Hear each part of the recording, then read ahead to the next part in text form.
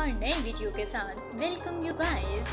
आज हम सैर करने वाले हैं एक ऐसे मुल्क की जहां क्रिकेट का आगाज हुआ, लेकिन इस मुल्क की अपनी कोई क्रिकेट टीम नहीं है। हम बात करेंगे एक ऐसे मुल्क की जिन्होंने अपनी क्रिकेट टीम को कत्ल कर दिया। हाँ जी, बिल्कुल ऐसा ही हुआ था। हम बात करेंगे हिटलर की, हिटलर के मुल्क की कि हिटलर कौन था, और बात करेंगे एक ऐसे मुल्क की जहां आवाम हुकूमत से ऊपर बैठती है। एक ऐसे मुल्क को आज हम देखेंगे कि जहां पे तालीम बिल्कुल फ्री है। जी हाँ गाइस, यहाँ पे तालीम बिल्कुल फ्री है। आप किसी भी मुल्क से जाकर यहाँ पे बिल्कुल फ्री तालीम हासिल कर सकते हैं। तो आज हम सैर करने वाले हैं वस्ती यूरोप में वाक़या एक बहुत ही खूबसूरत और दुनिया की चौथी बड़ी मस्जिद के बारे में। जी हाँ दोस्तों, आज हम कदम रखेंगे कदीम और जदीद तहजीब और सकाफत रखने वाले एक मुल्क में जिसका नाम है जर्मनी। अगर इसकी हिस्ट्री की बात की जाए तो इसमें बहुत ज़्यादा अप्स एंड डाउन्स आए हैं। इसने बहुत ज़्यादा मुश्किलात का सामना किया है, बहुत ज़्यादा जंगें लड़ी भी हैं, बहुत ज़्यादा महरूमियों का शिकार भी रहा है, लेकिन ये आज भी दुनिया की चौथी बड़ी मस्जिद है। आज हम जानेंगे इसके बारे में कुछ नया और कुछ पुराना। आगे जाने से पहले अगर आपने अभी तक हमारा चैनल को सब्सक्राइब नहीं किया तो प्लीज चैनल को सब्सक्राइब और साथ में दी गई बेल को दबा दें ताकि हर आने वाली नई वीडियो आप लोगों को बआसानी से मिलती रहे। जैसे दूसरे ममालिक कदीम जमाने के आसार का पता देते हैं, कुछ ऐसे ही कदीम जिंदगी के आसार जर्मनी में भी मिले हैं, जिनसे जाहिर होता है कि बर्फ के जमाने से पहले यहाँ पे इंसानी वजूद का एक बहुत बड़ा हिस्सा काफी अरसे तक रहा है। बस मान लीजिए कि मैं आपको एक कहानी सुना रही हूँ कि एक बस्ती थी, यहाँ एक मुल्क था जो आबाद था, लेकिन फिर क्या हुआ, कोई कुदरती आफत आ गई या कुदरत का कोई अजाब आ गया या मौसम बदला जिसके वजह से वहाँ से इंसानी जिंदगी का वजूद मिट गया। यही हाल हुआ था जर्मनी का। फिर यहाँ दीगर इलाकों से लोगों ने आकर बस्तियां बसाई और यहाँ आहिस्ता आहिस्ता दुनिया आबाद होने लगी। देखते ही देखते रोमी सल्तनत के दौर में जर्मनी को रोम का हिस्सा बना दिया गया था। रोमी सल्तनत का 8वीं से 18वीं सदी तक के दौर को मुकद्दस रोमी सल्तनत कहा जाता है, जो 8वीं सदी में शार्लमीन की ताजपोशी से शुरू हुई थी। शार्लमीन की वफात के बाद ये सल्तनत 3 हिस्सों में तकसीम हो गई। जिस हिस्से में जर्मनी आता था, इस हिस्से को मशरक़ी फ्रांकिया कहा जाता था। जर्मनी के मशरिक में पोलैंड और जमहूरिया चेक, मगरिब में फ्रांस, लक्समबर्ग और बेल्जियम, शुमाल में डेनमार्क, शुमाल मगरिब में नीदरलैंड, जनूब मशरिक की तरफ ऑस्ट्रिया, जनूब मगरिब की तरफ स्विट्जरलैंड मौजूद हैं। ये दुनिया के 9 ममालिक की सरहदें इस मुल्क से जुड़ती हैं।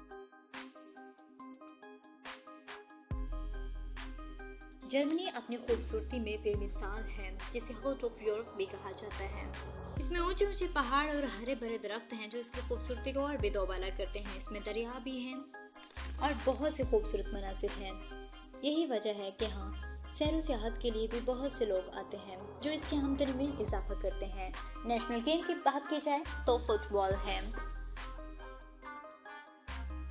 रोमी सल्तनत का 8वीं से 18वीं सदी तक के दौर को मुकद्दस रोमी सल्तनत कहा जाता है, जो 18वीं सदी में शार्लमीन के ताजपोशी से शुरू हुई थी।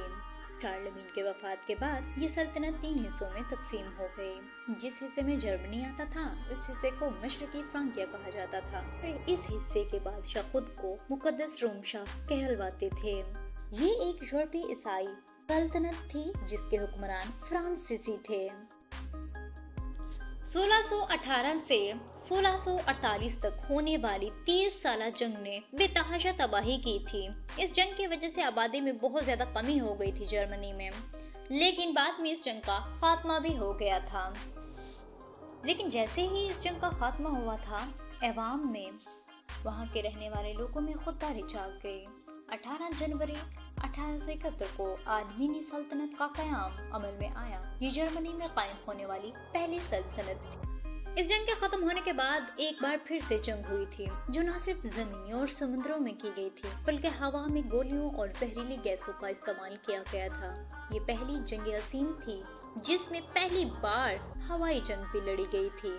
इस जंग में जर्मनी को बहुत ज्यादा नुकसान सहना पड़ा था, लेकिन फिर एक मुआहदे के तहत जंग बंद हो गई थी। इस मुआहदे की अहम शराइत में जर्मनी का ये कबूल करना था कि जंग की बुनियादी वजह जर्मनी ही था और इस मुआहदे के तहत जर्मनी को अपने कई इलाकों और बहुत ज्यादा आबादी और इसके अलावा लोहे की कानों और भी बहुत सी चीजों से हाथ धोना पड़ा था। जर्मनी को जुर्माना भी हुआ था। जर्मनी ने जुर्माना भी दे दिया था और इलाकों से भी दस्तबरदार हो गए थे, लेकिन खुद को जंग का जिम्मेदार कहलवाना वहाँ के अवाम ने बिल्कुल पसंद न किया। जंगे दोम की वजह भी यही बन गई थी, क्योंकि जर्मनी को बहुत सी चीज़ों से महरूम कर दिया गया था। इसकी फौज को महदूद कर दिया गया था, जो तकरीबन 1 लाख कर दी गई थी। फसाया फौज सिरे से ही ख़त्म कर दी गई थी। आबदूज रखने की बिल्कुल भी इजाज़त नहीं थी। बहुत से इलाकों से इसको महरूम किया गया था।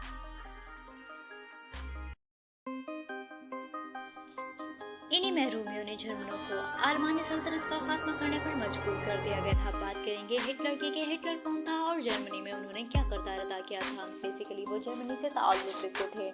30 जनवरी 1933 को एडोल्फ हिटलर को जर्मनी का चांसलर बनाया गया था। फिर जो मुआहदा हुआ था जंग बंदी का, जिसकी वजह जर्मनी को बनाया गया था, जिसकी वजह से जर्मनी बेबस हो गया था, ये खत्म हो गया, क्योंकि एडोल्फ हिटलर ने अंदर ही अंदर बरतानिया और उसके इत्तेहादियों के खिलाफ मंसूबे बनाए। सितंबर 1939 को जर्मनी ने पोलैंड पर हमला करके उस मुआहदे को पार्ट कर दिया। दूसरी जंग अजीम के बाद 1933 से 1945 तक के जर्मनी को अजीम जर्मनी के नाम से पुकारा जाने लगा था, क्योंकि इसने अफ्रीका और यूरोप के बहुत से इलाकों को फतह कर लिया था, अपने कब्जे में कर लिया था। इस जंग में कैद होने वालों को मौत के घाट उतार दिया गया था, जिनमें लाखों यहूदी भी शामिल थे। इस जंग में शदीद सर्दी की वजह से जर्मनी के बहुत से फौजी मारे गए थे कि वहाँ पे शदीद बर्फबारी थी। 30 अप्रैल 1945 को हिटलर ने भी खुदकुशी कर ली थी। हिटलर के दौर में एक अजीम तरह का सल्यूट किया जाता था, जिसे नाज़ी सल्यूट कहा जाता था। आज के दौर में अगर जर्मनी में कोई नाज़ी सल्यूट करता दिखाई दे जाए तो उसे 3 साल की कैद का सामना करना पड़ता है।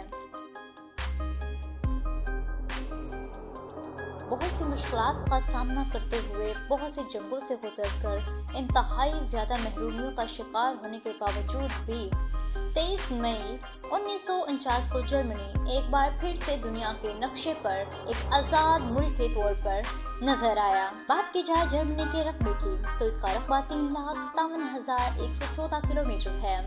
रकबे के लिहाज से ये दुनिया में 62वें नंबर पर आता है। पॉपुलेशन की बात की जाए तो यूरोपियन कंट्रीज में सबसे ज्यादा पॉपुलेटेड कंट्री जर्मनी को कहा जाता है, जिसकी पॉपुलेशन तकरीबन 83 मिलियन है। करेंसी की बात की जाए तो यहाँ पे यूरो यूज होता है और जर्मनी यूरो पाकिस्तानी 300 जबकि इंडियन 88 रुपीज के बराबर है। कॉलिंग कोड की बात की जाए तो +49 है। अगर बात की जाए इसके कैपिटल की तो बर्लिन है। लैंग्वेज की बात की जाए तो यहाँ पे जर्मन इस्तेमाल होती है। जर्मन के अलावा भी बहुत सी ज़ुबानें बोली जाती हैं। इंग्लिश को समझने और बोलने वाले लोग भी मौजूद हैं। एजुकेशनल रेट की बात की जाए तो यहाँ पे एजुकेशनल रेट 99% है।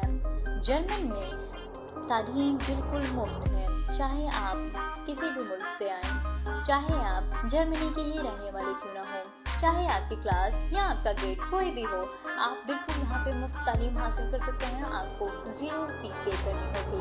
जर्मनी में जेल से भागने वाले कैदी को कोई सजा नहीं सुनाई जाती। जर्मनी में तालीम बिल्कुल मुफ्त है। जर्मनी में शरह पैदाइश बहुत कम है। यही वजह है कि जर्मनी में ज़्यादातर लोग दूसरे ममालिक से ही आए हुए हैं। क्रिकेट का आगाज 1930 में जर्मनी से ही हुआ था, लेकिन फिर खेल पर मुकम्मल पाबंदी है, क्योंकि हिटलर के दौर में एक दफ़ा 7 रोज गुजरने के बाद भी मैच में कोई रिजल्ट नहीं मिला था, तो उसने खिलाड़ियों को पद करवा कर ये कहा कि ये वक्त का ज़या और पैसों का भी ज़या है। बात की जाए जर्मनी के पासपोर्ट की तो ये एक ताकतवर पासपोर्ट होने की हैसियत रखता है, क्योंकि अगर आपके पास इसका पासपोर्ट हो तो आप 177 ममालिक में बिल्कुल फ्री जा सकते हैं। मतलब आप जर्मनी के बारे में देखें कि यहाँ पे तालीम भी फ्री है। इसका पासपोर्ट इतना ताकतवर है कि आप 170 ममालिक में बिल्कुल फ्री जा सकते हैं। इसके अलावा अगर इसकी तारीख पे हम गौर करें तो इसने इतनी मुश्किलात और जंगों का सामना किया है और उसके बावजूद भी ये चौथी बड़ी मशहद है। इससे जाहिर होता है कि जर्मनी एक जिंदा कौम है। एक खुददार कौम है। जर्मनी के पार्लियामेंट के ऊपर शीशे का एक गुंबद बनाया गया है और लोग इस पर चढ़ते हैं, इवन बैठते भी हैं। ये गुंबद ये जाहिर करता है कि लोग हुकूमत से ऊपर बैठते हैं। दुनिया का सबसे बड़ा जू भी इधर ही है, जिसका नाम ज़ूरोहाचिन गार्डन जू है।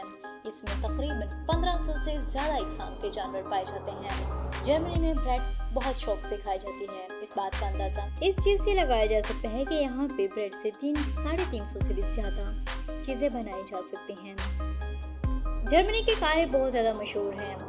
कारें यहाँ की सबसे ज्यादा बड़ी बरामदात में से एक है। बात की जाए कि यहाँ पे अगर आप आते हैं तो आपको कौन से बेनिफिट्स मिल सकते हैं। एज अ स्टूडेंट आप यहाँ पे आते हैं तो आपको क्या क्या फैसिलिटीज मिल सकती हैं। एज अ वर्कर आते हैं तो आपको क्या फ़ायदे हो सकते हैं।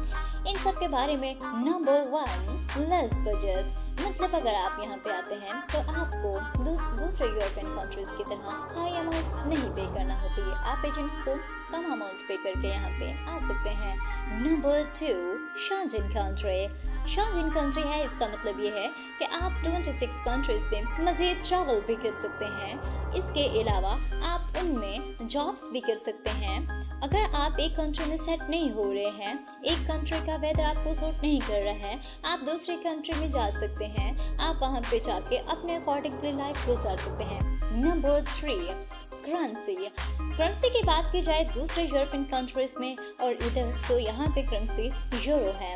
बेसिकली दूसरे यूरोपियन कंट्रीज की और इसके करेंसी दोनों बराबर हैं। अगर आप वहाँ पे बहुत ज़्यादा हाई अमाउंट पे करके जाते हैं और यहाँ पे लेस अमाउंट पे करके आ रहे हैं और सेम करेंसी आप यहाँ पे कमा रहे हैं और दूसरे ममालिक में भी कमा रहे हैं, तो क्यों ना इसी को ज़्यादा फोकस किया जाए।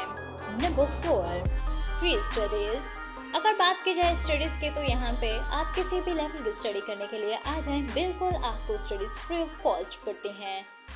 Number 5, scholarships. यहाँ पे जो स्टूडेंट्स हैं वो आते हैं, उनको स्कॉलरशिप्स भी दी जाती हैं। स्कॉलरशिप्स पे भी यहाँ पे इवन एडमिशन्स होते हैं, तो उनकी फ़ी तो टोटली फ्री होती है। आप यहाँ पे उन लोगों को हॉस्टल भी फ्री मिलता है, ट्रैवलिंग भी फ्री मिलती है।